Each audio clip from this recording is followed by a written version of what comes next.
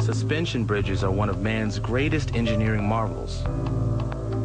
New York City is home to 8 of the largest ones in the country, including the Manhattan Bridge.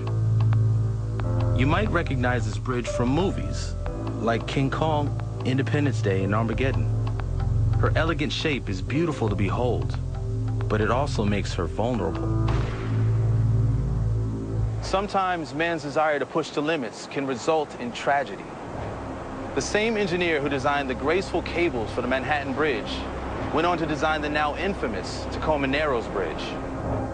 Seeking a slimmer, more streamlined design, the engineer supported the roadway with extremely shallow girders. The result? Too much flexibility. The wind lifted and twisted the bridge so much, the locals nicknamed her Galloping Gertie. Just 4 months after she opened, her creator witnessed her demise. Luckily, no one was killed. But a lot was learned about suspension bridges from this dramatic collapse. Here at Columbia University, Andrew Smith is part of a team trying to prevent that same thing from happening to the Manhattan Bridge.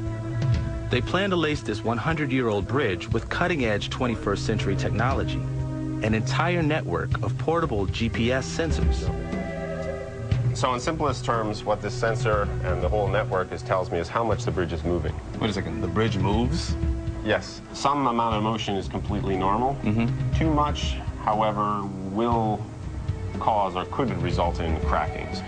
We're using the technology to give us a snapshot now of how something is performing. So for example, if I just bump the table, it's actually measuring the response of that bump. That's pretty significant. So you can pack this up and go directly to the bridge. Exactly. Grab this, we'll unplug the cable, and then we can head out. I take the suspension bridge all the time between Brooklyn and Manhattan, so I definitely want to know why it's moving and whether that's a good thing. To accommodate early public transportation lines back in 1909, designers put the trains on the outside of the bridge rather than down the middle. Today, with 2 massive subway lines running in both directions, every time the train goes across, it creates a heavy load on the one side and not on the other, which causes the bridge to twist. So what can these sensors tell us about the twisting? How's it going? How's it working? It's going pretty well. Every time the subway comes by, you can see that amplitude becomes much larger. Yeah. You can feel the rumble and you see it right here. Exactly. The placement of the GPS sensors is critical to their success, but a bridge is a notoriously difficult place to conduct a test. Before we can decide where to place the sensors, we need the help of someone who knows this bridge better than anyone. Bojidar Yanov, the Bridge Whisperer, also known as Chief of Suspension Bridges for New York City's Department of Transportation. These bridges actually, in the general scheme of things, are simple. In the overall picture, they're just 2 towers with a big span between them. Right. If a simple sketch would be just this. Yeah. Right. In detail, they're extremely complex. Right. And this particular bridge is particularly complex because it twists a lot. For the past 20 years, Bojidar has watched over an $834 million project to strengthen the roadway and lessen the twisting. But have the renovations worked? We know that we changed the bridge because you can see it, but we never measured it properly. This will be the first time after 20 years of rebuilding, we'll measure what the bridge actually does. And that's what we're doing with this? Yes. Yeah.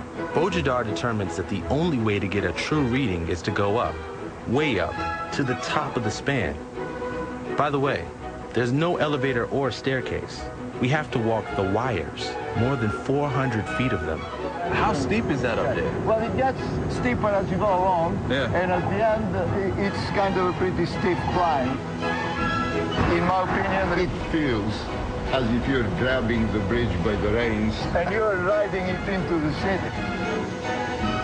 If we make it all the way up, Bojidar and I will check out the best possible location for the sensor, the top of the bridge, 487 feet above the East River.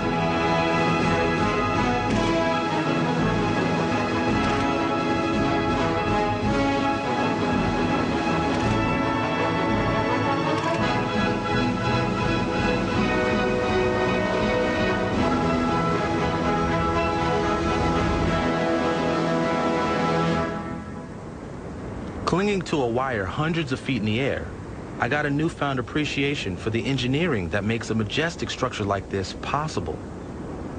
It also reinforced the importance of maintaining these national treasures. In America today, there are over 70,000 bridges in desperate need of repair. When we get back to the road deck, I ask Bojidar what his solution is. I would go to the bridge and I'll listen to the sound it makes. Wow. The sound is very important. It's a very intimate relationship. It has to be, because there are always surprises. Yeah. But I got to think that if you honestly approach the bridge and if you really are interested, the bridge will give you clues. They're out there. Preliminary data from the sensors suggest that the renovations worked. The repairs appear